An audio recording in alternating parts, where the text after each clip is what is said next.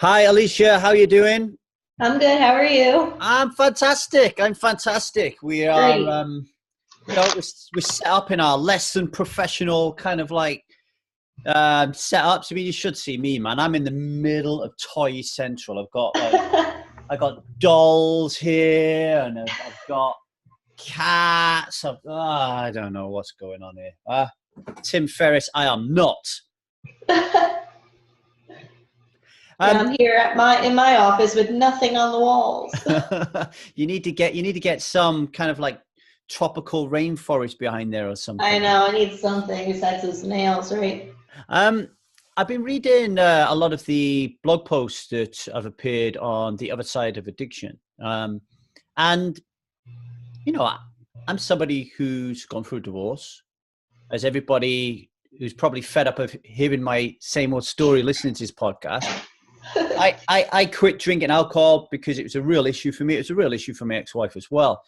But when I became someone who doesn't drink alcohol anymore, I mean, I thought it was unbearable to exist within that relationship when we was both drinking.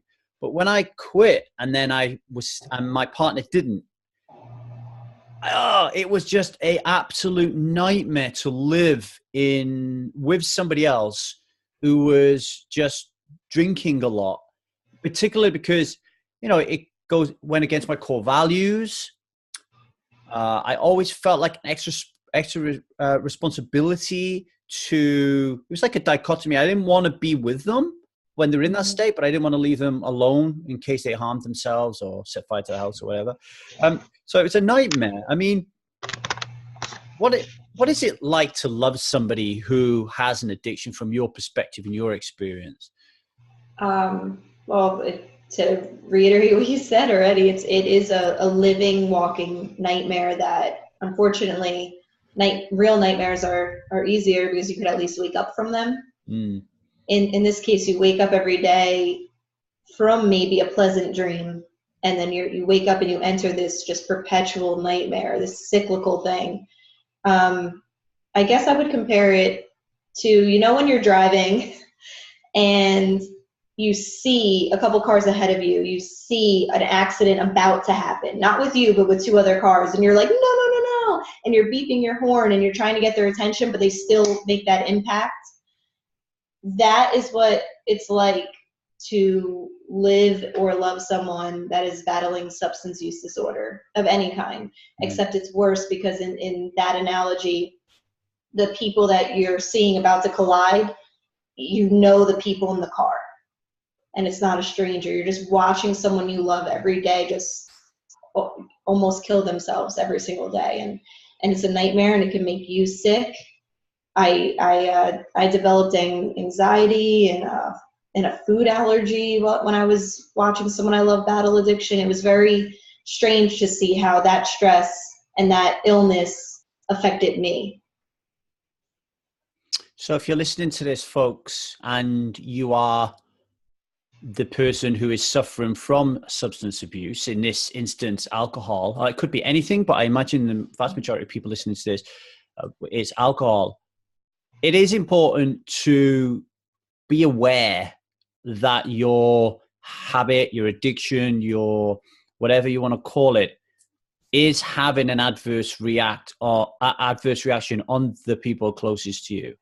And not to beat yourselves up any more than you already do about that, which I'm sure you do, but to just be aware of it. And you might not be able to use it as a catalyst of change, but I can't think of a greater one to use. I certainly used I looked at my children, Alicia, with cigarettes, my son, and I thought to myself, I can't behave in this way. And then have this affect my son negatively. So I really did use it as a catalyst, and I thought it was a strong catalyst. But I mean, I know it's not that simple for everyone, but awareness is really key, right? Yes. Self-awareness is so important, but unfortunately, when you are in the throes of addiction, whether it be alcohol or opiates, which has affected my family, your self-awareness is gone. It's taken over. and you're not seeing clearly. And that's why it's so hard for the people around you to watch you, watch this slow demise, because we have clear eyes and we're watching with clear eyes, and the person with whatever they're addicted to, there's no self-awareness there. It's only about the next high or the next use or the next drink. And the fact that you were able to kind of come out of yourself and be self-aware while you were in the throes of your addiction I applaud that, because it very rarely happens that way, where someone gets that light bulb and they're like, oh, I need to stop because of my kids, or I need to stop because of my wife, or because of my job, or whatever it is. Very rarely does that wake a person up. So the fact that you were able to kind of pull yourself out of that is impressive. I'm thinking here of two very different scenarios, and I know it's not as simplistic as this, but I find that by polarizing it helps me kind of dig a little bit deeper into what we're talking about here. Mm-hmm. It's almost like you have a relationship with somebody who's drinking a lot of alcohol, and it's causing a rift between your relationship. It's causing a lot of issues. And in one scenario, you make that person aware that their behavior is causing pain and suffering for yourself. That's in one scenario. But then there's another scenario, I guess, where you haven't made your partner aware that their behavior is causing you pain and suffering. And so I believe that they're two very different things. So, mm-hmm. and I want to ask you your opinion on this. Is one of the first steps here learning how to convey how the other person's behavior is impinging on your personal space, your life? Is that a really important part here? I think it's the first part, not just to bridge that gap and to say, whether it's your spouse, kid, whomever, it's not about saying to them, you have a problem and it's affecting me. You need help. That's definitely a part of it, because you want to help your loved one. But a bigger part of it is acceptance for yourself. So I think sometimes it's not said, not because they don't want to hurt the person's feelings or they don't want to open that can of worms. I think a lot of times family members don't bring it up right away, at least, because they don't want to say the words out loud, and because that makes it real. Early intervention is so key. It is so critical to the recovery of someone, especially depending on how young they are. If this is a parent-child type thing. But yeah, I mean, my family was always very open, and when we saw a problem, regardless of what it was, we always brought it to the forefront of our conversations. It was having guests over at dinner was always a little a little nerve-wracking, because we never knew what was going to come up at the dinner table. But that open discussion actually helped my family address problems early on, and then even recover from them after the unfortunate loss of my cousin. I mean, but that's part of it as well, isn't it? I always felt embarrassed about my ex-wife, and I felt great shame that I was embarrassed about my ex-wife. So if we went out somewhere and she was behaving she's falling over, or she's slurring, she's getting aggressive, she's being an idiot, whatever, it's almost like, because of our very close connection, it feels like she's me. It's like it's an extension of who I am. So when I feel like, and I'm creating this narrative and story in my head, and I know very often this actually didn't exist, I felt people were looking at her and were judging me. And that would lead me to get very angry with my ex-wife. And there's nothing worse than injecting anger into the joviality of somebody who's having a drink, right? Right. Unfortunately, you probably weren't wrong in that feeling. I think that some people were judging you because of your ex-wife. And I do believe that 10 years ago, when my cousin and I were still hanging out, and when she was in active addiction, I do believe that people were judging me I mean, I know people were, because I had some friends of mine at the time straight up ask me, why are you even spending time with her? Why are you still including her? Why are you doing this? Why are you doing that? Why are you going out to eat with her when, she's clearly using? But I had to do that for me. Even at that time when I was 19, 20 years old, I was very sure of who I was. I was lucky, I guess, at that young age to always know who I was. And I didn't let other people's opinions of my cousin or that reflection that might have been put on me affect my time with her. But it is a normal battle. It is a normal battle to worry, like, what does so and so think of me because I associate with, someone who's battling an addiction. And so how did that manifest itself for you? Did you sit down and logically and rationally think about it and say to yourself, these people are judging me, but I really love this person, so I need to really I need to forget about them and focus on my love? Or was it more of an automated, this is who Alicia Cook is, and it just kicked in automatically, and although you knew was being judged, you knew the right thing to do was to stick by your cousin? I think it was just an innate thing. I would love to tell you I sat down and made a pro-con list or talked to a therapist, but at that time I didn't. I was 19 and 20 when she passed away, and she's my cousin, Jessica. She's my friend. I've known her my whole life. She's sick. And I was going to, at least in the times we were together, let her know that, I was still there for her. And was there a time when she was using that you got involved in that kind of stuff as well? I've never used heroin or anything like that. She unfortunately passed away from a heroin overdose, but it did start with pills. And I am the generation of kids that would just take a pill here and there and see what happened. I don't know. I don't have drug-seeking behavior.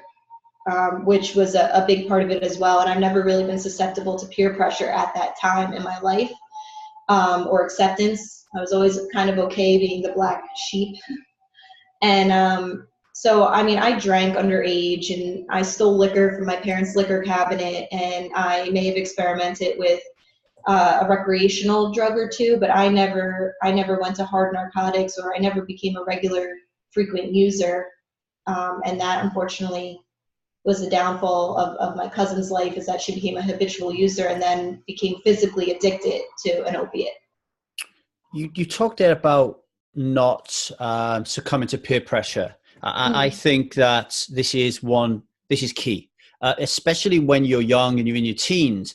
But I see this with people on the Strive Community Forum in their 60s, that, the inability to change for themselves because they are locked in fear of what other people will think of them, particularly their friends.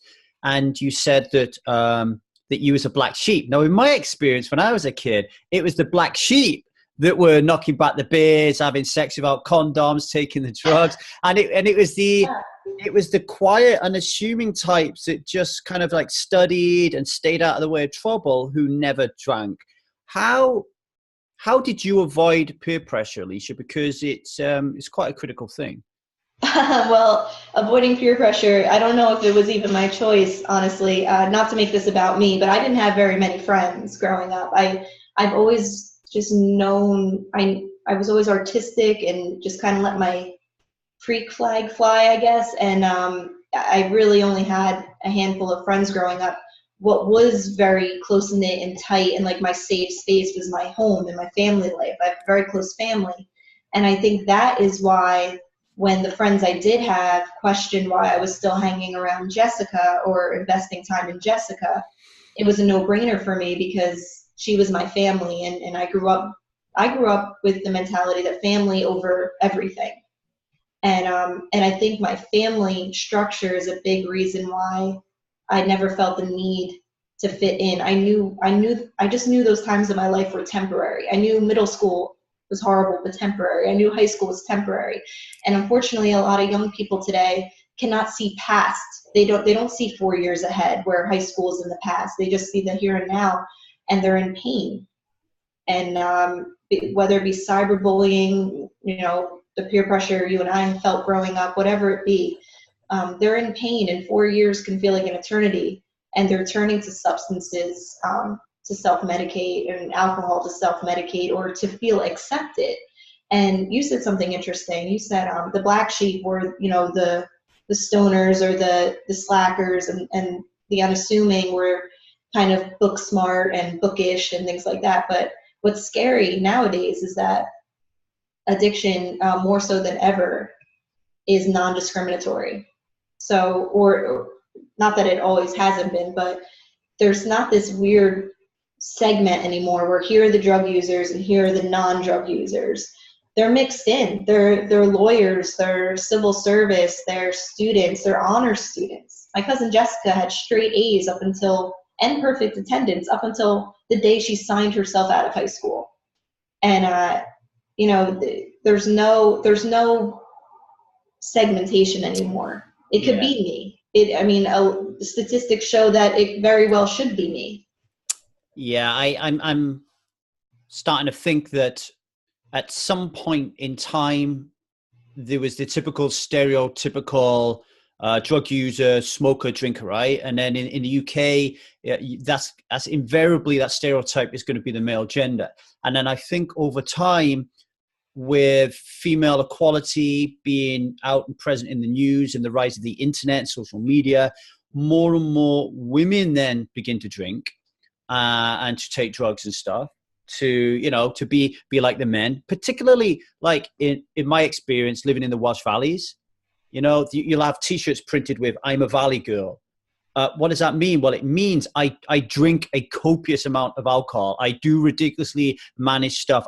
They call it like the geezer bird syndrome, and then I think that the pressure on young adults today in terms of studying, being seen and witnessed as being perfect and without failure, again, because of social media, I can imagine a lot more people will turn to some sort of substance to get them through 15-hour study shifts. How can I read more books? How can I study more? And then I can imagine people taking amphetamines and all crazy manner of things.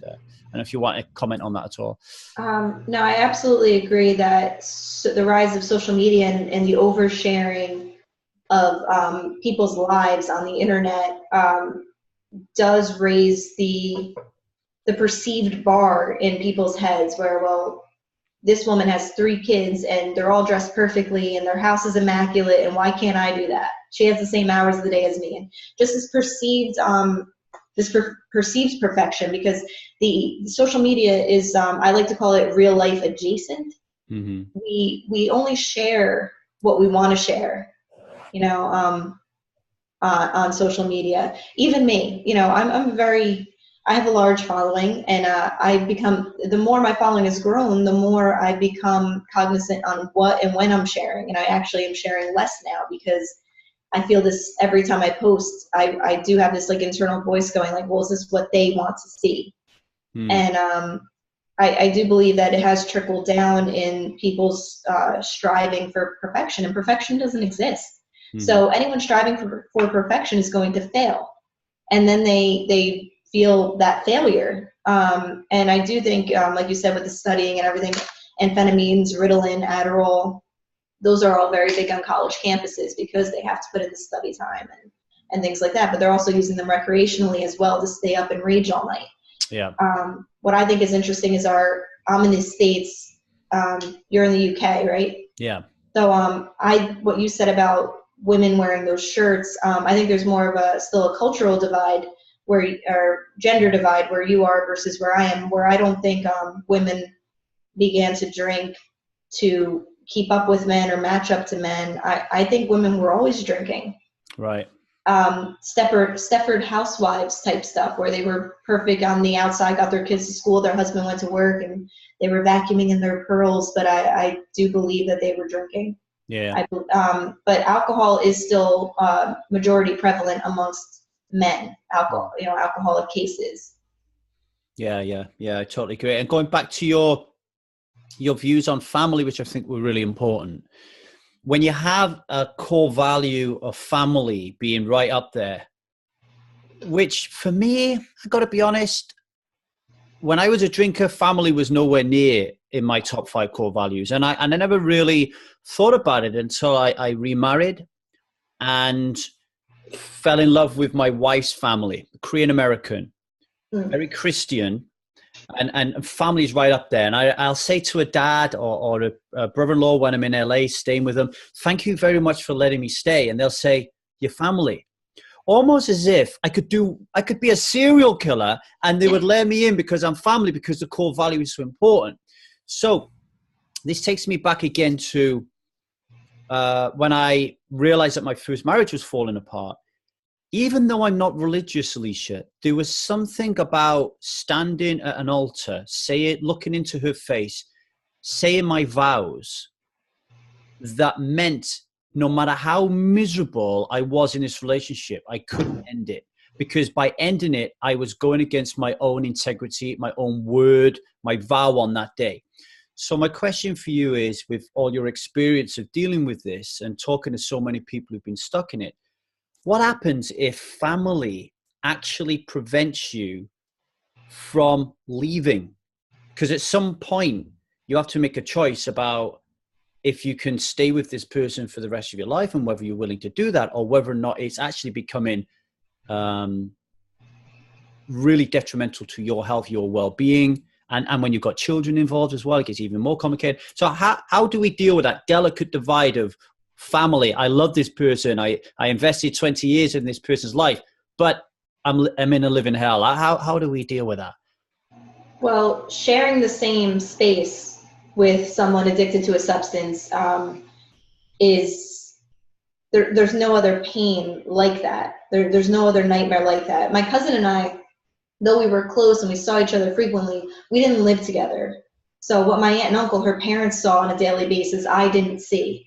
So I can't, I don't know what I would do exactly in that situation, but I read something recently that a mother wrote to me about her daughter who had been in and out of recovery and in active addiction. Now she's in active addiction again, but she moved back home. And she wrote, I have it here, hold on. She wrote to me, I'm only a little glad that she's home. And I was like, well, why?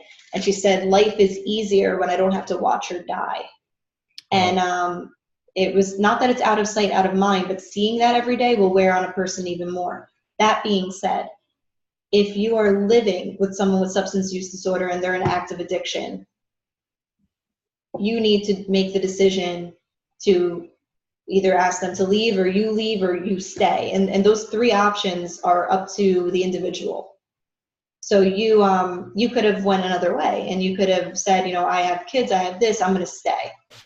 What I tell families is you have to make the decision where, God forbid, if this person dies, which is likelihood they will, you have to be able to sleep at night with whatever decisions that you make. So you need to make your decisions for you, not what the therapists are telling you, not what the groups are telling you, not what books are telling you. Because, you know, the whole tough love thing, they preach, kick them out, they'll hit rock bottom, and then they'll, you know, possibly recover. But if they don't recover and you kick them out just because everyone around you was telling you to, or you left because everyone around you was telling you to, you have to live with that. And I was not going to live with the idea that my cousin died thinking that I didn't want to be around her. Mm-hmm. No, I think that's really important, because I can imagine a lot of people staying with somebody and not asking them to leave because they're worried that if they, heaven forbid, committed suicide or OD'd, that they would then carry that shame and that guilt that I made them leave. I created that. And I think the way that the human psyche is created, we would almost want to pin that shame and that guilt on us like a sheriff's badge, like wear it with pride. Because to do the right thing and to turn around and say, look, what happened to him or her was tragic, but that's not my doing.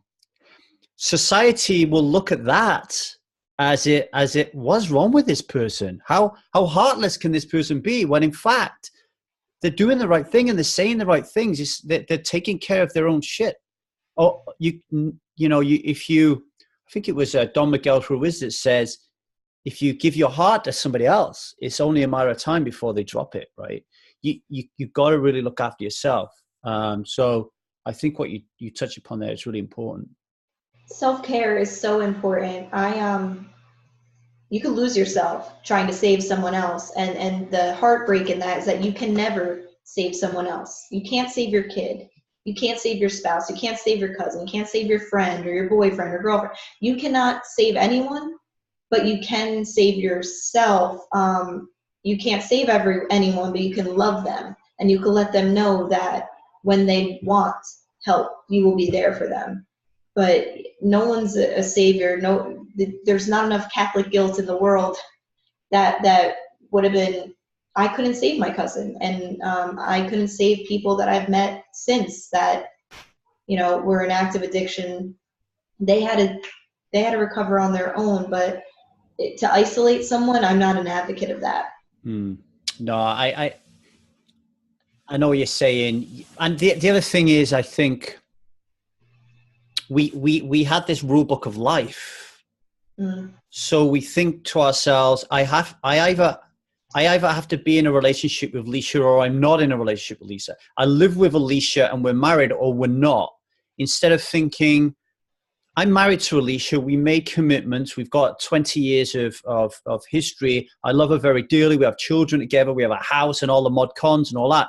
But Alicia's going through this terrible time at the moment, and I've run out of energy or love, or I cannot help her anymore, and it's making me ill, and that's not good for our children. So I need to be distant, have some distance between me and Alicia right now, but that doesn't mean we need to end our relationship right now.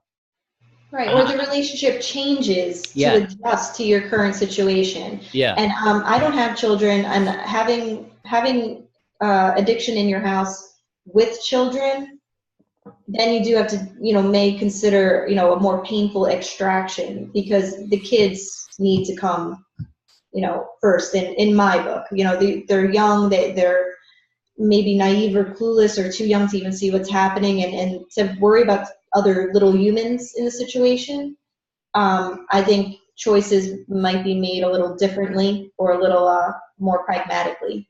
But exactly what you said is that, cutting ties and burning bridges, you need to be able, whatever you decide as the loved one looking in on addiction, you need to decide, if I do this and I lose this person, will I be okay with that? You have to make peace with your decisions. And I learned from a very young age how to make peace with my decisions. Mm-hmm. And I think that's key for any family member going through this with a loved one. Any kind of addiction is, you have to learn coping mechanisms for yourself. You need to learn self-care. There's Nar-Anon, Al-Anon for families to talk to other families, because it can be very isolating. And unfortunately, we're one of many. And there is a support system out there for the family as well. Yeah, Johan Hari, who's I think Johan was a former heroin addict. He has a famous TED talk that we use in the Truth About Alcohol training course, where he says that the antidote to addiction is connection. And I would even go deeper than that and say the antidote to addiction is communication, because without communication, you can't connect. And I bracket communication as verbal communication and physical communication. And as I'm talking to you here about this very, very complex and difficult issue about how to live with somebody you love who's going through an addiction, it becomes really quite crystal clear to me that what happens a lot of the time in this situation is conflict happens very, very quickly, almost like the click of a finger. Yeah. So if you're listening to this and you are living with somebody who is suffering from a substance abuse disorder, one of the best things you could probably do right now is get hold of some really great communication books or take some communication training so you can learn to communicate or deal with conflict or de-escalate conflict before it's even begun. Because if you've got children involved, particularly in a household, and you're always having conflict, then that is going to sear itself into that child's mind at a very young age. I have a 17-month-old daughter, and if me and my wife have a harsh word with each other, she instantly shuts off, goes into a little corner of her own, plays with her toys, and goes really, really quiet. And it is completely against her nature, which is normally very happy-go-lucky, bubbly. And if that happens at 17-month-old, when they are not really consciously with it, what's going to happen when you're 6, 7, 8, 9, 10, 11, 12, 13, 14? You know, so I think learning to communicate is really, really important. Yeah, I mean, it's not easy. I just want to keep stressing the fact that like what worked for my family or didn't work for my family may work or not work for another family. Everyone is different, and you have to just do what you think is best in that moment. And it's very hard to make decisions when you're just surrounded by pain and heartbreak, and there's such an immediacy. So having addiction in your family, you just live in immediacy. You don't think a week ahead. You don't think a day ahead sometimes. You just try to get through that one day. And living with someone who is in active addiction, you're living in a war zone. So I don't want to make it seem like it's very like, you know, business as usual, and you just know this person has this illness or this disease. It's a war zone. And there needs to be ground rules, especially if it's your home and this person's living in it. You know, you can't be passive. There has to be rules. There has to be repercussions. You can't just have, you know, bottles and needles laying around the house and that be okay. But you have to just do what you feel is right in that moment. And that's something I never try to give pointers on, because everyone is different. And children are super perceptive, and they pick up on everything. Without a doubt. I mean, I've never been, like, I have a 17-year-old and a 17-month-old, right? I'll talk about a gap. I have never been as present and observant as I am now with how my wife and my behavior influences her. It's so apparent to me that she's going to adopt our values, adopt our behaviors, adopt our culture, and we have a huge responsibility to raise her in as best of an environment as we can. And these days in the Western society, when we have virtually everything we need, right, we're never going to, all right, okay, there's people there that are homeless and are suffering, have got no family, but for the vast majority of us, we've got a roof over our head, we can afford a tin of corned beef, right? So it really does become crucial how you behave. And if you're coming home drinking all the time, even if you're drinking moderately, you're normalizing that behavior for your child. And your child will look and think, I always remember the first time I had a cup of tea, Alicia. Something as simple as a cup of tea. How grown up I felt that my mum allowed me to hold this hot cup. And even though it tasted disgusting, and I wanted to put 7 spoonfuls of sugar in it, and she wouldn't let me, I kept drinking it, and I developed the taste for it because I wanted to be like my mom and dad. I wanted to be an adult. Yeah, it's a rite of passage. It is. And it's absolutely a rite of passage. Like, there's many rites of passages, you know. But alcohol in the house, I mean, that's something, it's normalized, legalized poison. I don't like who I am when I drink a lot of the times. But still, like, I'll have a glass of wine or I'll have this or that. But there are times where I sit back and I wake up the next day and I know I don't like that version of myself. And I've had discussions with my father about that. And so I've been, you know, succeeding at having, you know, sober months or things like that. But alcohol, more so than any drug on the planet, is normalized. Prescription pills being the close second. But alcohol is still killing 88,000 people a year. And in America alone, I don't even know, you know, internationally, nationally, where opiates are killing, last year killed 64,000. So, I mean, alcohol is still our biggest, most prevalent problem, and it's legal, which is scary. The last World Health Organization report that I read, which was around 2014-15, said that alcohol kills 3.3 million people a year globally.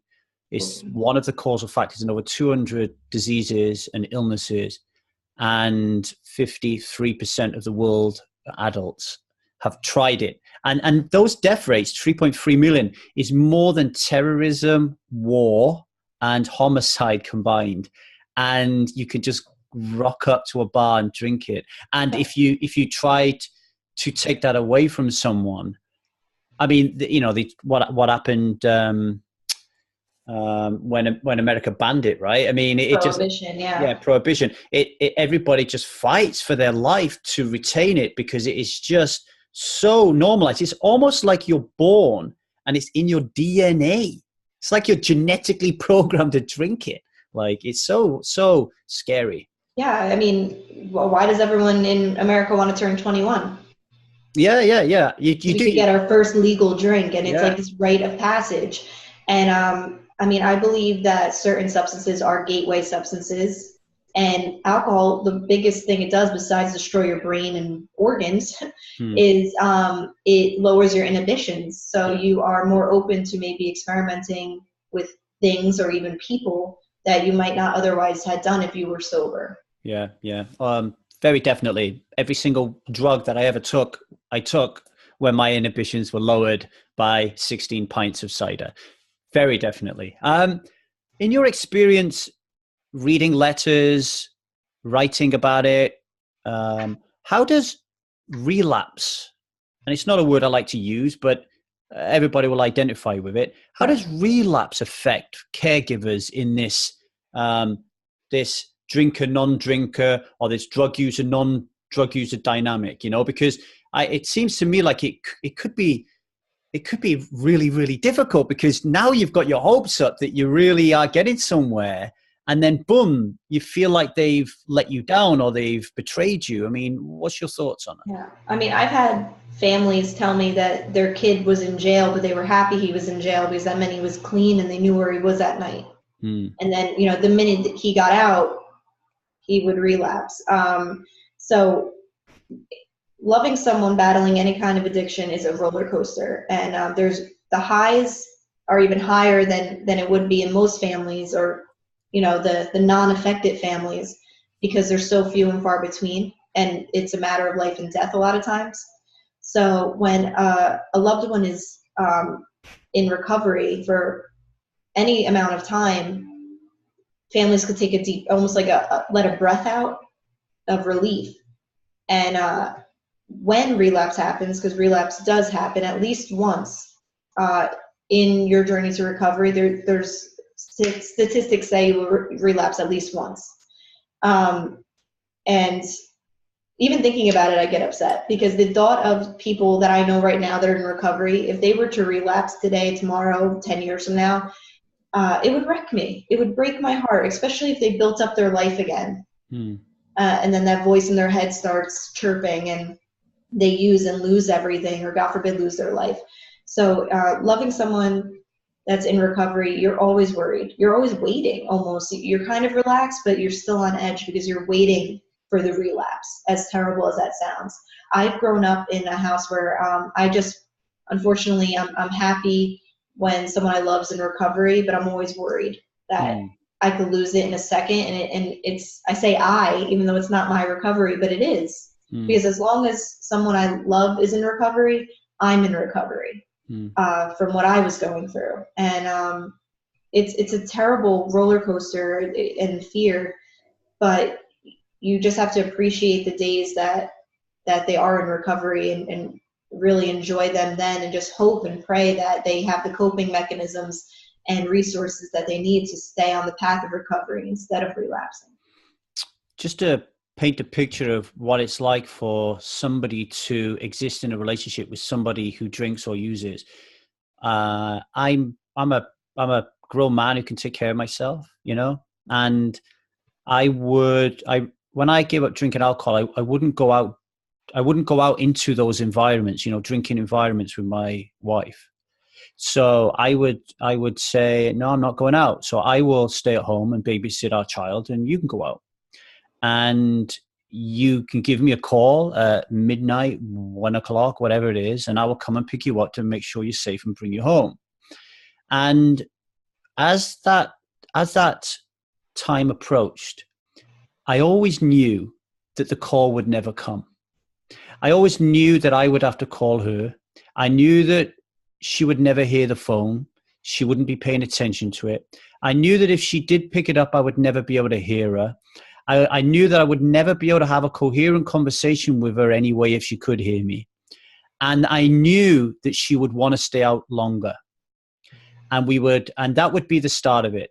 And then I would go to pick her up, and I knew that she would want me to go in the pub to sit down with Frank, who's just said, "Where's Lee? Why is that boring old bastard not out anymore? I want to see him." And then I would have a conversation with her. I don't want to go in the pub at 12 o'clock in the morning and sit with a load of drunk people. So then I would wait in the car. And then I would wait and wait and wait because she would never come out. And then eventually she would fall out, and I would be worried she was going to break her neck. And then I would get her in the car, and I'd be fuming, and she would look at me and say, "What the fuck's the matter with you?" And you know how I used to feel, Alicia? I always compare it to, and I've never been in this situation, but this is how it felt for me. And I'm not exaggerating. It felt like I was a little child waiting for my dad to come home, and he was going to take his belt off and beat me with it. I had that fear of what would happen when she came home. Not that she was going to physically abuse me, but the fact that I had zero control over what was going to happen in that moment with her behavior, because alcohol means that you're completely out of control. So my entire goal of the night was, how do I get this person to just go to bed? Yeah. To not cook eggs, to not fry a steak, to not follow me around the house, to not argue with me, to not break something, not fall down the stairs, to not choke on a kebab. How do I just get her to go to bed? And the energy put into that moment just saps me, you know? And I wanted to share that because if you're listening to this and you are the person causing that pain and grief to someone, you know, I want you to know that it's there. Yeah, a lot of times people battling an addiction, things I hear around the clock from people are, well, it's my problem, not your problem. It's my life, not your life. And as you grow up and you interconnect with people and you make these relationships and even families, like, your life is my life. And vice versa. Don't tell me that decisions that you're making aren't going to trickle down and affect my life, because they will. So a lot of times they like to think that it's just their problem, or they have it handled, or it's only affecting them, but it's not. It's affecting everyone, and it is so mentally draining, and it is so heartbreaking to watch someone you love just destroy themselves. And I do believe at some point it becomes out of their control, and if they become mentally and physiologically addicted, and especially with opiates, your body needs it, your brain needs it to function, or you become violently ill. Or with alcohol and the withdrawal and the DTs, alcohol is one of the only substances where withdrawal from the substance could actually take your life and kill you. Everyone wants to gripe about heroin withdrawal, and it is a terribly painful week or so to go through, but you will survive heroin withdrawal. You will not survive, a lot of times, alcohol withdrawal, DTs. You could die from them, and Xanax as well. You could die from withdrawing from Xanax. So, you know, if you're listening to this and what Alicia just said, it's absolutely paramount that whenever you are considering withdrawal from any substance, that you seek out a medical practitioner, just to clarify that point. What about the success stories, Alicia? So there will be people that you've experienced who have gone through this substance use disorder versus non-substance use disorder relationship, this pairing, and they somehow make it at the other end. What are the tools? What are the organizations? What is the self-help mechanisms? What is happening that creates a mess into a success story? So as dire as the statistics are, in our nation right now for addiction. There are success stories, and recovery is possible. I believe there's like 22 million people in recovery from substance today. And that's an astounding number. So I speak with families, of course, who have lost someone or someone who's still in active addiction, but I speak very frequently to those who are in recovery, whether it be a couple months, couple years, couple decades. So I do have hope that, recovery is possible. From what people have said to me, recovery became possible for them numerous ways. So they either joined they did a successful stint in rehab that really melded with their beliefs and their style. More and more, it's not a one-size-fits-all for recovery, as I'm sure you know. So there are so many resources now where you can kind of, design your recovery with these establishments. Post-rehab is critical. You need to enter a program. No one could do anything on their own. It doesn't make you weak. It makes you smart to seek out help from others. So, NA, AA, 12-step programs for both disorders. And then a lot of people told me that they found God. Mm-hmm. Not everyone, but a lot of them said that God was a big part of their recovery. And nowadays, with social media, there are so many podcasts like this one, and there's so many online resources for those addicted and their families alike to actually seek comfort in and resources in. So, literally at your fingertips now, they're around the clock, 24/7. You don't have to worry about if there's a meeting available in your area. You could go online and virtually find that group that may help you get through the night if you need it. And one last thing I want to talk about before you leave, and it's not an easy one, but I think it's really important. You did go through a very traumatic period of loss and grief when you lost your cousin, and loss is part of the game here. We can't get away from it. Even quitting a substance use disorder means you're effectively ending a relationship with a substance, and there's a loss and there's a grieving that has to be done with that. When I went through a divorce, which is, as I read and I have experienced the pain of it, is one of the most painful experiences that you'll ever go through in life, particularly if there's children involved. How do you feel now at the other end of it? Because I know how I feel after going through a divorce, and I know a lot of people are so fearful of loss and are so fearful of losing people and not ever being able to cope again. So can you talk about that a little bit before we close off? Well, the thing is, when someone you love dies, especially if they lose their life to a substance, which seems so, futile, right? Like a substance took this person, not old age. My cousin was 19.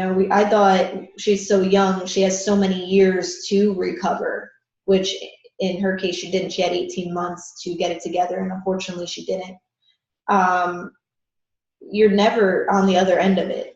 I miss my cousin today like I missed her 10 years ago. What I've told parents and family members who may have lost someone to this, because like you said, it is part of the game, and 140 people in my country are dying every day from an opiate. So a lot of grief is happening every single day, every single minute. What I like to tell families is that you're never going to get to the other side of your grief. Grief counseling, coping. I keep saying coping, but that's so important. But I try to stress to families is try to do something with your grief.